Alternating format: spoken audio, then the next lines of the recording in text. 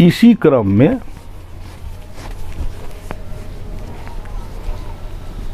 मंदिर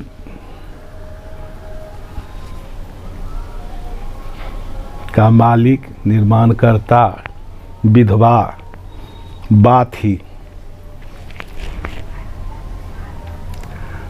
बा के घर में भी कीर्तन हुआ। बा एकदम अर गई, सरकार हमर मंदिर बना दियो, हम कीर्तन करबे। सरकार बहुत समझाए, मंदिर नहीं बनाओ, मंदिर बनाने वाले को नरक में जाना पड़ता है। बहुत कहे लेकिन बुढ़िया अड़ी रही। सरकारी लीला आगे बढ़ेगा। ठीक है, मंदिर बनेगा। तो हमारे टोले का लोग सब जो बा के नज़दीकी थे वो सब निर्धारित किए, वहाँ 5-10 धूर जमीन बा का हिस्सा है अलग में, तो उसी में बनेगा। फिर लोग कहे कि नहीं, ये सुंदर नहीं हुआ, यहाँ बा का जमीन है तो यहाँ जहाँ मंदिर है वहाँ यहाँ बनेगा। वहाँ बा का जमीन बहुत था, लेकिन यहाँ के लोग ही कुछ ऐसे राजनीति किए कि उसमें से बहुत ज़मीन बा के जो नज़दीकी फरीक हैं उनको लिखवा दिया मंदिर के लिए 6-7 कट्ठा ज़मीन। लेकिन बा अपना 7 कट्ठा ज़मीन ई और 2 बीघा करीब मंदिर की सेवा पूजा के लिए 2-2.5 बीघा मंदिर श्री राधा माधव निवृत्त निकुंज के नाम से समर्पित कर दिए। दस्तावेज है समर्पणनामा, मतलब इस संपत्ति को कोई छेड़खानी नहीं कर सकते हैं, उसमें स्पष्ट लिखा हुआ है।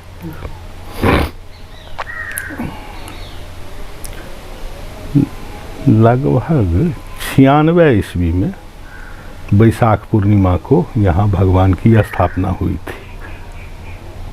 मंदिर बन गया, लोग सरकार को जोर देने कहने लगे कि मंदिर बन गया, भगवान आना चाहिए। बा का पूंजी मंदिर बनाते बनाते ख़त्म हो गया। फिर सरकारी लीला में गोविंद झा दिल्ली में रहते थे, उनका व्यापार चलता था। वो ये थे राजस्थान में जो रहते थे,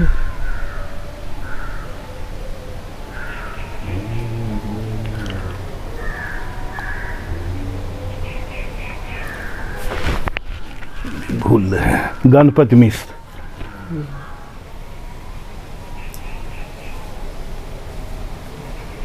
सरकार जो लगातार चलते रहते थे उसमें कभी गणपति मिश्र को सरकार दर्शन दिए थे, जिससे उनका अलौकिक दुख का कार्य खत्म हो गया था।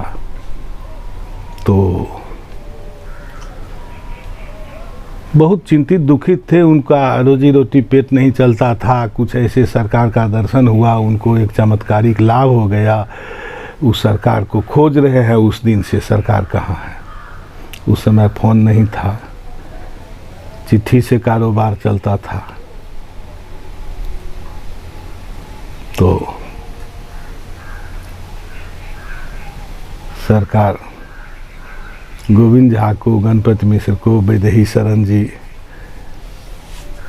को भेजे उनके यहाँ मंदिर में। भगवान उन्हीं वे गणपति मिश्र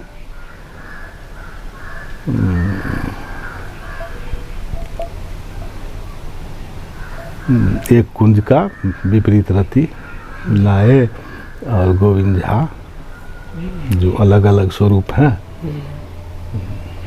फिर गणपति मिश्र अपने आए, वही भगवान का पंडित में वही थे भगवान का स्थापना हुआ बैसाख पूर्णिमा को लगभग 96 ईस्वी में। मंदिर में सेवा पूजा, भक्तिपाद जी, भगवान का स्वरूप कैसा होगा एक भावना की बात थी, स्वरूप का दर्शन था नहीं कहीं। इसमें भक्तिपाद जी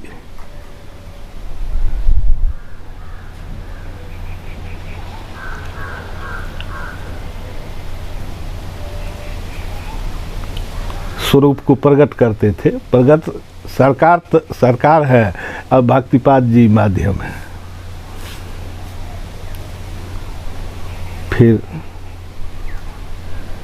एक एक क्षण का लीला है ग्रंथ के लिए। फिर मंदिर में सेवा पूजा, शुरू में भक्तिपाद जी और सरवन जी समर्पित में अस्थायी हो गए। बाद में भक्तिपाद जी हम जाएंगे। तब कारी बाबू, पंडित जी, मुरारी बाबू मंदिर के ट्रस्टी थे। ये तीनों जने सेवा पूजा किए। महीना 2 महीना बीता, तब तक 6 महीना साल भर बीत रहा है मंदिर सेवा के लिए। फिर सरकार, हम नौकरी करते थे हिरनी में, वहाँ बाढ़ की छुट्टी होती थी और लगभग आषाढ़ से आश्विन तक स्कूल बंद रहता था। हम आए,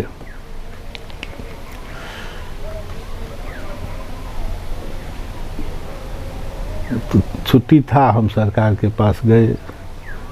सरकार वहाँ आई, तीनों जने बैठे हुए हैं। हम लोग घर परिवार है, मंदिर में कैसे रहेंगे। सरकार हमको कहे, हमको और सुधीर बाबू को, कि आप दोनों आदमी, नहीं हमको, हम ही थे वहाँ, आप जाइए और आप भगवान का सेवा कीजिए। हम तो सिर्फ बाहर से भगवान का दर्शन करते थे, लेकिन करीब थे, इन लोगों के करीब थे तो देखते थे कि ऐसे बाहर से देखते थे, ऐसे घंटी बजाते हैं, ऐसे करते हैं, ऊपर तो कोई जाता नहीं था। तो हम आए और पीछे से सरकार सुधीर बाबू को हमारे सहयोग के लिए भेज दिए। सुधीर बाबू भी आए, हम दोनों आदमी भगवान का सेवा शुरू कर दिए। कुछ न जानते हैं न क्या होगा, आगे क्या होगा, पीछे क्या होगा, अपना सेवा करते हैं अपना भगवान का। सुधीर बाबू रात भर रहे, सवेरे सुधीर बाबू भाग गए। लेकिन हमको स्कूल बंद था, हम अपना वहाँ हैं। बाढ़ आ गई, धान का फसल होता है, दह गया। हमारी माता जी कहती है, बच्चा खेती नहीं होगा, खाएंगे क्या। हम कहते थे, माता जी चिंता मत करो, क्या होगा, 1 महीना का दरमाहा दे करके हम उस समय में खरीद लेंगे, तुम चिंता मत करो। नहीं हुआ, धान का रोपण नहीं हुआ खेत में। हमारे बहनोई आए, माँ कही हमारे बहनोई को, राम बाबू सहसराम, देखिए छोड़ दिया है, मंदिर में घंटी बजाता है। पिताजी हमारा नहीं इस का एकदम उनको प्रसन्नता थी। माँ भी खुश थी, लेकिन खेती होना चाहिए। वो आए, कहे कि है थोड़े कुछ धान रोपनी कर दीजिए। हम कहे कि हमारे पास न बीज है, न हमको जाना होगा, न हमको आना होगा, न रोपाना होगा। अगर आप इसका रिस्क लीजिए तो खर्चा उसमें जो होगा हम कर देंगे, तो बस इतना आप कर दीजिए। हम उस समय हॉल से खेती होता था, हम हॉल भी भेज देंगे, बीज भी भेज देंगे, रोपनी का जोन भी भेज देंगे, ठीक है, 3-4 बीघा धान उन्हीं के सहयोग से रोपा गया। माँ कहती थी वहाँ जो नया होगा तुम गया नहीं है, हम 12 बजे आरती करने के बाद ही निकल सकते हैं, 1-2 घंटा के लिए आराम नहीं करेंगे, हम देखेंगे। हम जब तक पहुँचे तब तक जोन रोप करके चला गया। हाँ माँ हो गया, आज ई खेत हो गया। अच्छा उपज हुआ धान का। अब ये सब मैंने अनुभव में, लेकिन ये सब सरकारी लीला का जगह नहीं है। एक दिन ऐसा हुआ कि एक संत दूर से आए, 4 चक्का गाड़ी से आए थे, कार से, बल्हा कुंज पर।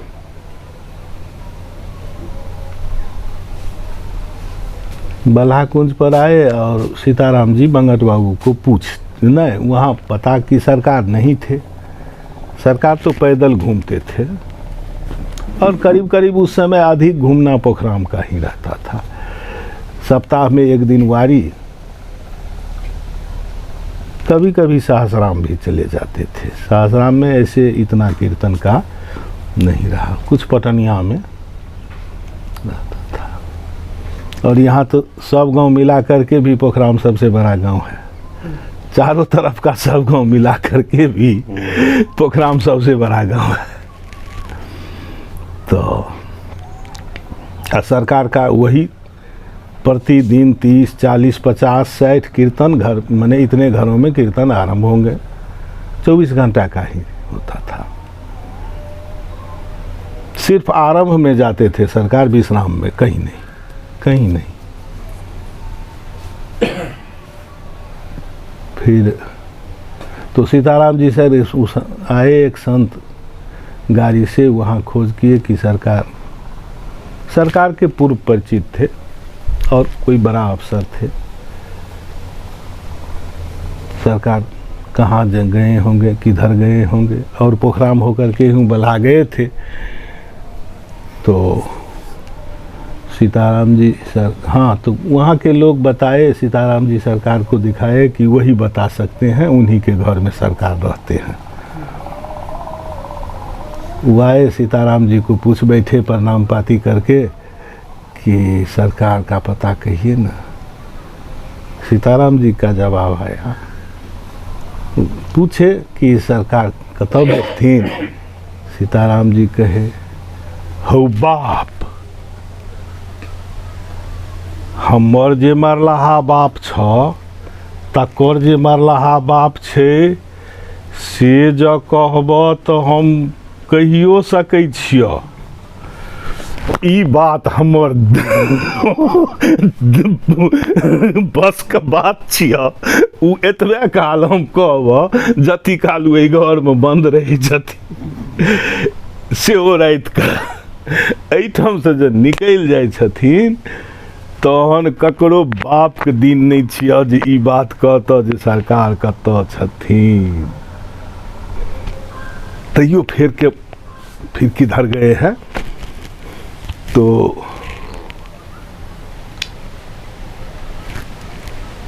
यहाँ से निकलते हैं तो ददोखिर जाते हैं, मास्टर साहब के घर जाते हैं, इतना तक तो निश्चित है, इसके बाद नहीं।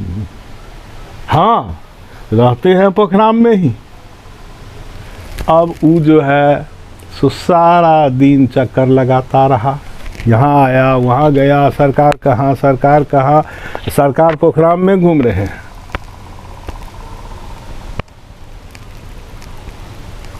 लौट करके शाम में फिर हमारे यहाँ आए सरकार, आप निश्चिंत से जाइए बल्हा में, वहीं रुकिएगा, सरकार पहुँचेंगे निश्चित। वो अपना थक करके, शायद वो पति पत्नी दोनों थक करके वहाँ बेहोश हो करके बल्हा में अकलू के घर में, अकलू का घर उस समय जो था एक चारी था फूस का, उसमें 4 गो बकरी दिन भर घुमक कर कुत्ता और 5 गो 7 गो 10 गो महात्मा जो जाते थे, एक चट्टी बिछा देता था, वो बोरा, उस पर में सब लोग सो गए।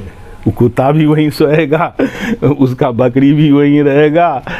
रात में पैर फैलाइए तो बकरी का बेनारी पैर थर जाएगा। और सुबह में उठिए, हम लोग रहते थे बाबा, सुबह में उठिए तो वहाँ से अब शौच के लिए जाएंगे तो बल्हा स्कूल के पूरब जाएंगे, तो वहाँ से और बल्हा चौक तक ठेहुन भर पैखाना रोड पर भरा हुआ है, निकलेंगे कैसे? लेकिन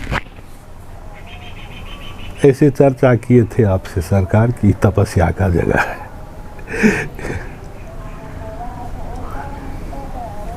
तो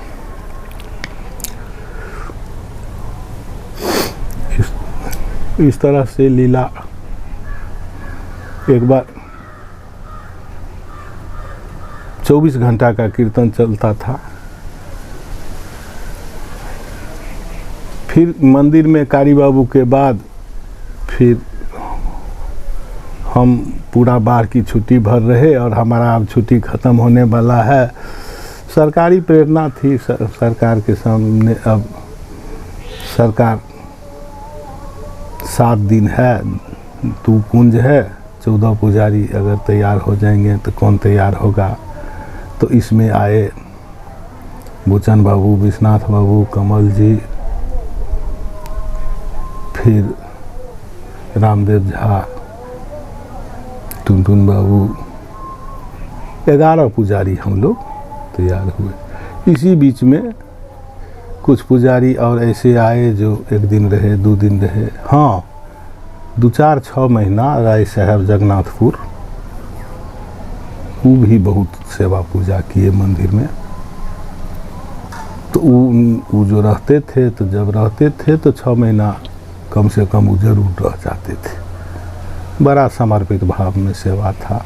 उस समय में हम लोग सेवा जो करते थे 24 घंटा में अपने घर से नहीं लाएंगे, भोजन नहीं करेंगे, मधुकरी मांग करके भोजन करेंगे। जो पुजारी रहेंगे मधुकरी मांग करके भगवान का भोग लगाएंगे, भगवान का भोग लगाएंगे, अपने बना करके भोग लगाएंगे। जो पुजारी हैं बा को इसके लिए कष्ट नहीं देना है, बा को भी पवाएंगे। बा वही समर्पित भाव में रही। बा बेचारी मंदिर जब से बनना आरंभ हुआ उसी समय से रहने लगे। फिर घर परिवार से किसी से कोई उनको जा कर के दर्शन करेगा परिवार का लोग, लेकिन बा वहाँ से निकलना कहीं नहीं था। तो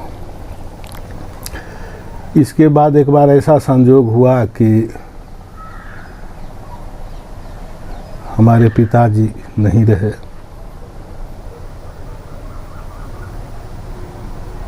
उसमें जब तक उनका कर्म हुआ कीर्तन चलता रहा। पूरा 11, 12, 13 दिन तक पूरा दिन रात कीर्तन से कौन कर रहा है, क्या कर रहा है, लेकिन कीर्तन चल रहा है। एकदम भगवान का घर है, मैंने एक अलग से सरकार प्रतिदिन उस घर में पहुंचते थे। कीर्तन वहाँ 2-4 जने बैठ कर के कर रहे हैं।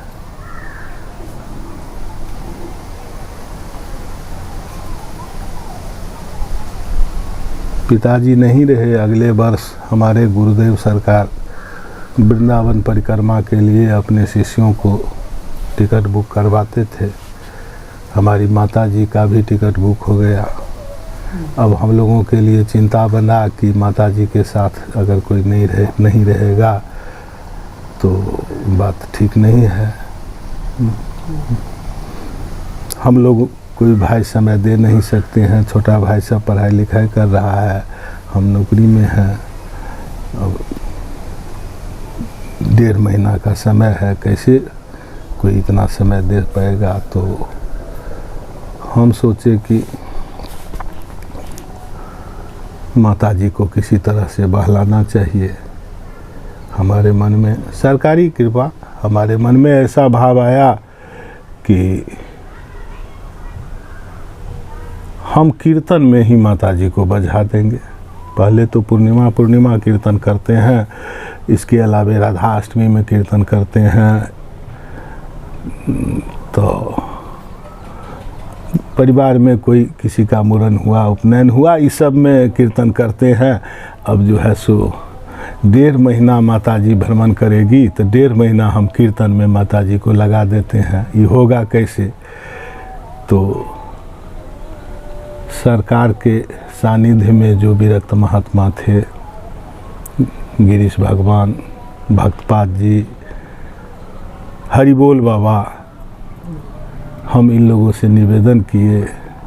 ये सब विश्वनाथ बाबा के डेरा में रहते थे और सरकार बल्हा में। हम कहे कि इन लोगों से निवेदन किए कि सरकार ऐसा कीजिए, हमारे माता जी को बचाइए और हमको भी बचाइए। 1.5 महीना जो है सो कीर्तन इन लोगों का पूर्ण सहयोग रहा। इन लोगों के मुस्तैदगी में हम भी तो स्कूल जाएंगे। 1.5 महीना तक कीर्तन चलता रहा लगातार, और 1 महीना कीर्तन का नींव पड़ गया। फिर यह फागुन महीना था,